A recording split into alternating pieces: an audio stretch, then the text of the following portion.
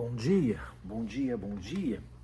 Eis-nos aqui, meus amados, minhas amadas, outra vez para trazer-lhes a palavra do Senhor, para trazer-lhes a instrução do Senhor nosso Deus. Bom dia, amados acolhedores, bom dia, família irmã, bom dia, povo abençoado para abençoar. Já cheguem aqui na nossa live, deixando os likes, deixando os corações, os comentários, todas aquelas manifestações que tanto elencam, elevam e fortalece o nosso ministério virtual. Já chegue aqui então deixando seu joinha, seu gostei. Clovisman é o nosso endereço aqui no YouTube, tá bom? Se inscreva no nosso canal, ativa o sininho e compartilhem o nosso canal o máximo que vocês puderem. Clovisman, tá bom? Assim já deixou seu graça e paz, sua saudação, aquele desejo mais profundo de um dia abençoado, um dia de sucesso, um dia de bênção.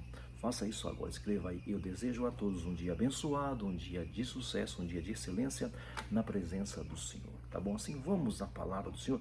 Nós estamos na primeira carta de Paulo aos Coríntios. Nós estamos no capítulo 15. Estamos falando que este capítulo 15 não é apenas o centro desta carta, o núcleo dessa carta, mas este capítulo 15, na verdade, ele é o centro do Evangelho. Tá bom? Então, o evangelho que sustenta tudo.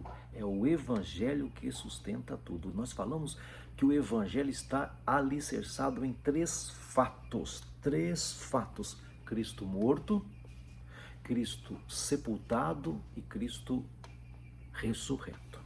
O evangelho está fundamentado, alicerçado em três fatos: Cristo morreu, Cristo foi sepultado, Cristo ressuscitou. Se ele não morreu, não há perdão de pecado. Se ele não foi sepultado, nós não temos certeza do nosso perdão de pecado. Se não houve sepultamento, a morte não é verdadeira, logo o perdão não é verdadeiro. Se não ressuscitou, nossa esperança, nossa fé é vã, não há vitória. Não há vitória. A minha fé, então, está alicerçada em fatos. O fato de Cristo vir, morrer, ser sepultado e ressuscitar, ou está alicerçada em tradições? A nossa fé está alicerçada em o quê? Em tradições ou nestes fatos da fé cristã? Então hoje eu quero continuar com vocês a partir do versículo 6. Nós lemos do versículo 1 até o versículo 4, o versículo 5 ontem. Irmãos, venho lembrar-vos o evangelho, irmãos, para os irmãos, tá bom? Depois que a gente recebe Cristo, a gente se torna irmãos e aí então a gente passa a crescer, a desenvolver no conhecimento de Deus, tá bom? Então vamos lá. Eu quero lembrar a vocês o evangelho. Por ele também sois salvos, por meio dele também sois salvos, se retiverdes a palavra tal como vô-la preguei, a menos que tenhais crido em vão. A menos que tenhas crido em vão.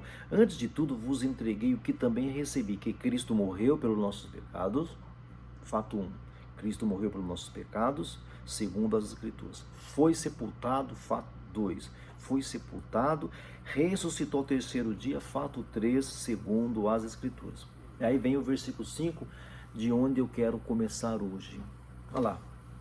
Apareceu a Cefas, o Pedro, depois aos 12 discípulos, aos 12 apóstolos, depois foi visto por mais de 500 irmãos, de uma só vez, foi visto por mais de 500 irmãos de uma só vez, dos quais a maioria sobrevive até agora, ainda hoje, enquanto ele escreve esta carta, porém alguns já dormem, uma outra palavra para morreram. Depois foi visto por Tiago, mais tarde por todos os apóstolos, e afinal, depois de todos, foi visto também por mim. Foi visto também por mim, como por um nascido fora de tempo. Porque eu sou o menor dos apóstolos, que mesmo não sou digno de ser chamado apóstolo. Se aqueles homens não queriam chamar o Paulo de apóstolo, ele também não se chamava de apóstolo. Ele não tinha problema de autoestima, né, gente?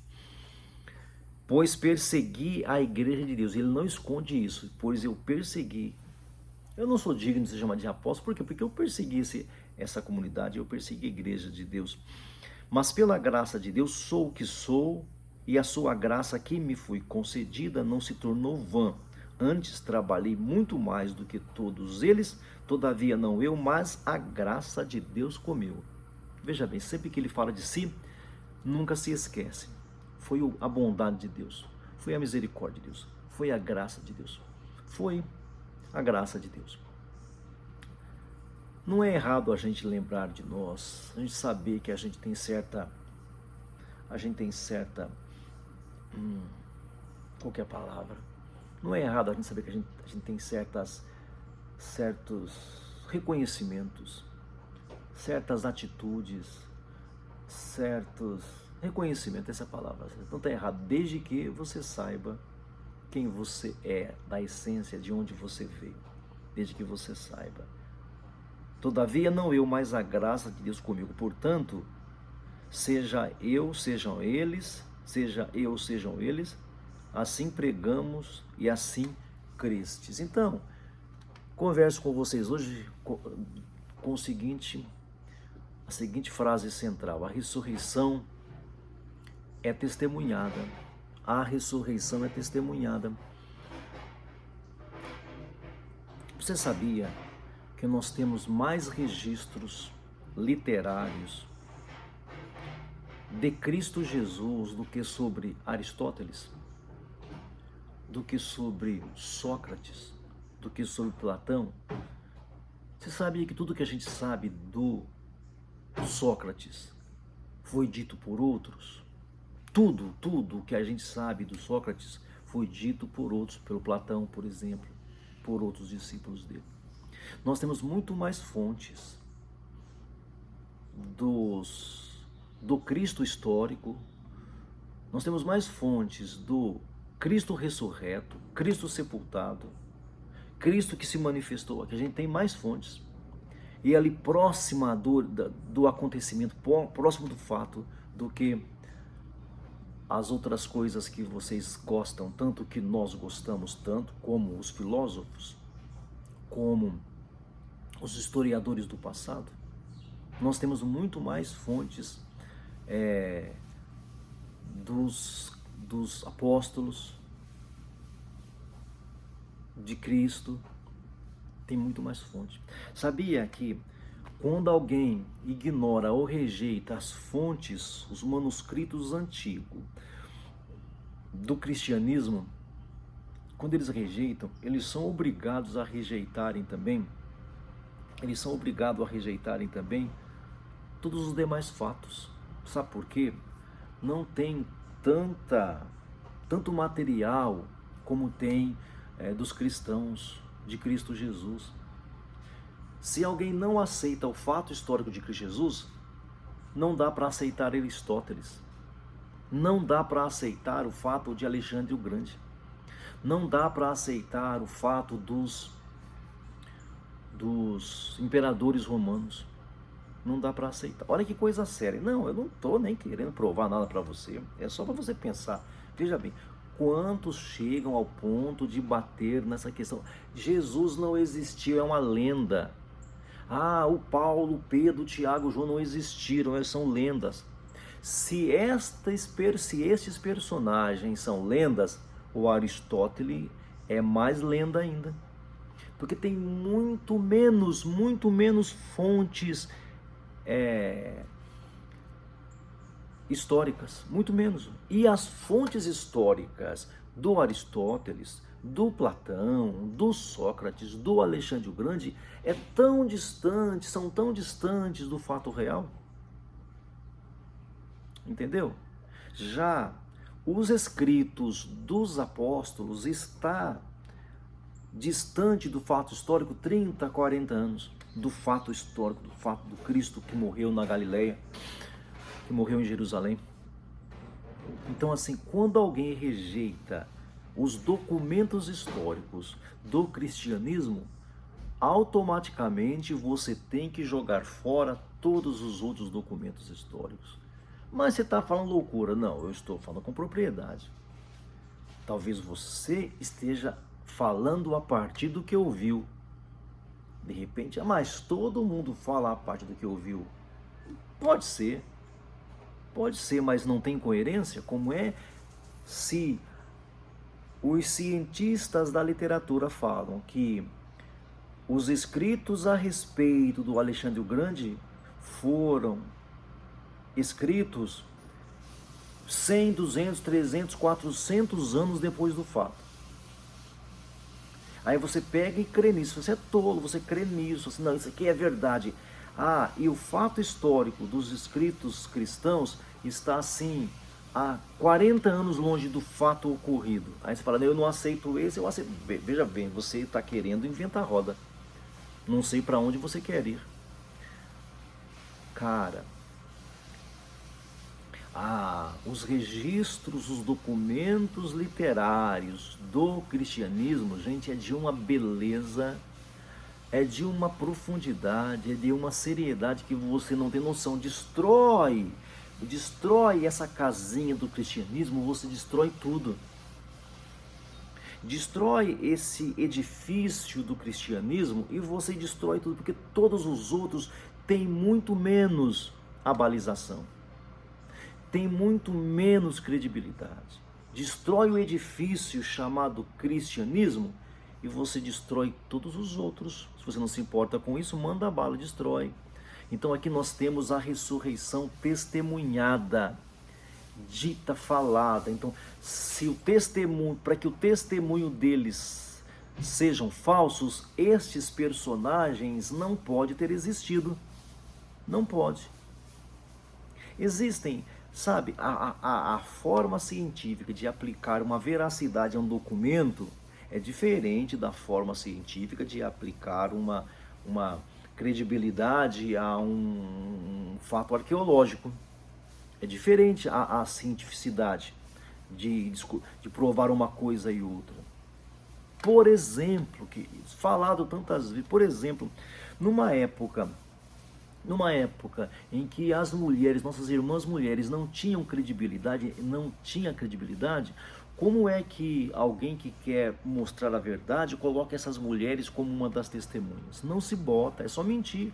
Ninguém mais colocou mulher antes do advento Cristo, antes do fato Cristo. As mulheres nunca serviram de testemunhas. Porque é lógico, qualquer pessoa que quisesse ter certa credibilidade com alguma coisa dita, você não colocava as mulheres naquela época, porque elas não tinham credibilidade nessa época. Já o cristianismo não tem problema, entendeu? Outra coisa, se os discípulos inventaram mentiras, se eles roubaram o corpo e fizeram do corpo, como é que eles vão morrer por uma mentira? Porque uma coisa é alguém crer que uma mentira seja verdade, mas no caso deles não, eles é que falaram, está vivo, ressuscitou, eu toquei nele, eu ouvi. Se isso que eles estão falando é mentira, não é um povo que foi enganado e que crê que uma mentira é verdade, não é isso, não, eles creem realmente que aquele fato é verdadeiro, eles morrem por isso, e eles morrem de um jeito tão absurdo, eles morrem, não existe quem possa morrer por mentiras, existem quem morre por mentiras que eles acreditam ser verdades, aí existe quem morra por isso, mas morrer por mentira que eles mesmos inventaram, não tem fato, não tem outra ocorrência. Então, a ressurreição foi testemunhada por homens e mulheres. Aqui fala, né? Olha só. Olha, apareceu ao Pedro, ao Cefas. Meu irmão, outra coisa aqui é psicológica agora. Como é que eu vou colocar um testemunho na boca de uma pessoa que negou o mestre, o seu mestre? Para eu colocar um testemunho na boca de uma pessoa, tem que ser verdade, não pode ser invencionice, porque o cara negou. O cara voltou atrás, ele voltou a pescar. Depois fala, depois apareceu aos 12, os 12 que fugiram na crucificação do mestre, fugiram. E ele fala, apareceu aos 12. Depois foi visto por mais de 500 irmãos de uma só vez. Porque assim, um ver aqui, outro ver ali é uma coisa. Pode ser uma insolação, né? Ou passar fome, um jejum exagerado, né? Um jejum exagerado, né? Não, de uma só vez foi visto por mais de 500 pessoas, de uma só vez. e a maioria deles sobrevive até agora. Ou seja, existe alguém escrevendo sobre um fato próximo do ocorrido. Nós não temos outro registro assim. Nós não temos outro registro assim. Depois disso foi visto por Tiago, mais tarde por todos os apóstolos. Por Tiago, o próprio irmão dele, foi visto pelo próprio irmão dele. Esse irmão deles, os irmãos de Jesus se negaram a reconhecê-lo quando ele estava em vida. Como é que alguém vai colocar na boca do Tiago, o irmão do Senhor, eu entendo aqui, como é que vai colocar, se esse homem disse não crer no mestre, quando o mestre estava entre eles? Os irmãos de Jesus negaram eles, não aceitaram eles. Então quando a gente destrói, quando você destrói o edifício do cristianismo, querido, você destrói todos os fatos históricos, simples assim. Não é tão complicado. Você rejeita o fato histórico do Cristo de Nazaré, então você automaticamente tem que rejeitar o Aristóteles. Você tem que rejeitar o Sócrates, que nunca escreveu nada sobre si mesmo. O que nós sabemos do Sócrates, outros escreveram sobre ele. Ele nunca disse, não escreveu uma só letrinha sobre ele. Se você rejeita o edifício, o documento histórico do cristianismo, você tem que rejeitar todos os outros documentos históricos. Você tem que rejeitar. E assim, isso eu só estou falando como leigo de forma superficial. Porque se você for adentrar nessa questão, aí você colocar os filtros para que você aceite um Alexandre o Grande, olha só. Quando você coloca os filtros aqui, você pega o Alexandre o Grande e você pega Jesus Cristo. Aí você coloca filtro para aceitar a veracidade de um e a veracidade de outro. Meu irmão, aí você toma de lavada. Porque o filtro que você usa para aceitar, para receber, para aceitar Alexandre o Grande como um fato realmente ocorrido, quando você usa esse filtro, esse mesmo filtro aqui passa tudo. Tudo. Quando você usa os filtros para receber, para aceitar a credibilidade sobre Alexandre o Grande, se você pega esse mesmo filtro e coloca nas demais literaturas, meu irmão, passa tanta coisa que não é, tanta coisa tola, tosca. É importante demais. Então, a ressurreição é testemunhada. Paulo começa a listar as testemunhas. Cristo apareceu a Pedro, o Cefas, ele apareceu aos 12, depois a mais de 500 irmãos, e um ponto aqui de uma só vez. Isso aqui é um testemunho, e a gente sabe. Por que será que num tribunal testemunhas são chamadas? Gente, por que será? E você tem que levar em consideração que quando as testemunhas falam de igual forma, ipsis literis, tudo que a testemunha falou, tem alguma coisa errada. Perceba que o método científico de se filtrar literaturas é diferente do método científico de se comprovar uma arqueologia. Um fato arqueológico é diferente, percebe isso daqui? É diferente. A forma científica, o método científico de você comprovar alguma coisa literária é diferente do método científico para que você possa comprovar um fato arqueológico. Então aqui são 500 irmãos de uma só vez, porque assim, alguém pode pensar que o cara estava com insolação. Então, as testemunhas hoje em dia nos tribunais são importantes. São apenas as testemunhas, não são apenas as testemunhas, mas podemos dizer e podemos concordar com isso daqui, que em um tribunal, gente, as testemunhas é a coisa mais importante. Em um fato, um crime acontecido, as testemunhas são as coisas mais importantes que nós temos. Porque alguém que viu, porque tá assim, o morto e o que matou, o morto e o assassino, tá lá, o que causou e o que foi causado. Se ficar só nisso, não tem crime, a menos que tenha primeiro os fatos ali, os fatos balísticos, aquelas questões policiais, aquelas coisas ali assim, né? ali, mas depois, gente, alguém viu, alguém ouviu. Que hora que ele saiu da sua casa para chegar aqui nessa hora? Qual a hora que o fulano estava em casa? Que hora você estava nessa hora? Em que lugar você estava naquela hora? Aí tem testemunhas. Aonde? Como é que você prova que você não estava nesse lugar nessa hora? Aí tem testemunhas. As testemunhas em um tribunal é a coisa mais importante que nós temos. A ressurreição é testemunhada. Apareceu ao Pedro, apareceu aos 12 e a mais de 500 irmãos de uma só vez. E ele está dizendo algo de forte impacto. De uma só vez. A fé cristã não nasceu de experiências individuais. Eu, caminha e você com a sua. Não, a fé cristã não nasceu de experiências particulares e individuais. Ela nasceu de um testemunho. Houve pessoas que testemunharam, tá bom? Então a ressurreição é testemunhada. Estamos conversados, a ressurreição é testemunhada. Não é conversinha de quem sentiu um calafrio, não. Não é conversinha de quem experimentou um calafrio, não.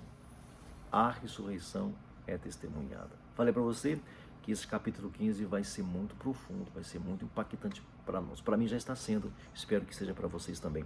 Muito obrigado por sua presença aqui, por sua audiência aqui. Eu conto com a sua presença aqui todos os dias, de domingo a domingo, entre 9 e 10 da manhã. Convide seus amigos para participarem conosco. Peço a vocês também que nos ajudem em orações. As orações de um justo podem muito em seus efeitos. Por favor, ore pela minha vida, ore pelo meu ministério, ore pela nossa comunidade. Por favor, faça isso, porque as orações de um justo pode muito em seus efeitos. Peço a vocês também que nos ajudem financeiramente. As contas estão aqui abaixo e você pode colaborar conosco, tá bom? Porque precisar nós precisamos, pedir nós pedimos, fica pela sua consciência ajudar a gente ou não ajudar a gente. Vamos orar agora e encerrar.